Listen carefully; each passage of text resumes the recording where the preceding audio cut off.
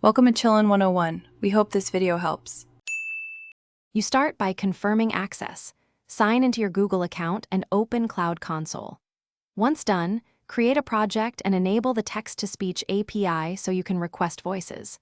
Next, generate credentials, either an API key for quick tests or a service account JSON for secure automation. This gives your app permission. Make sure billing is enabled if you expect larger usage, because quotas differ. This prevents sudden failures. Now you have the essentials and credentials ready to call the service.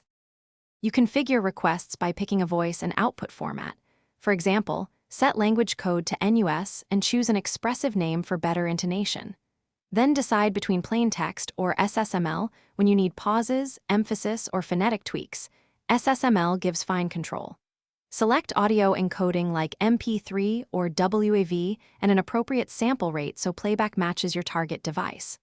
Once configured, send a test using the client library, curl, or gcloud. Check the audio and tweak pitch. You finish by integrating the returned audio into your app or workflow and caching files to reduce repeated API calls. Make sure to monitor quotas and billing in Cloud Console and rotate credentials periodically to stay secure. If you need real-time playback, stream audio or prebuffer small segments. If speech sounds unnatural or skips, try a different voice, tweak SSML pauses and prosody, or match sample rates. Also confirm you're hitting the correct regional endpoint. This often fixes latency or quality problems. Thanks for watching. Consider subscribing if we helped you.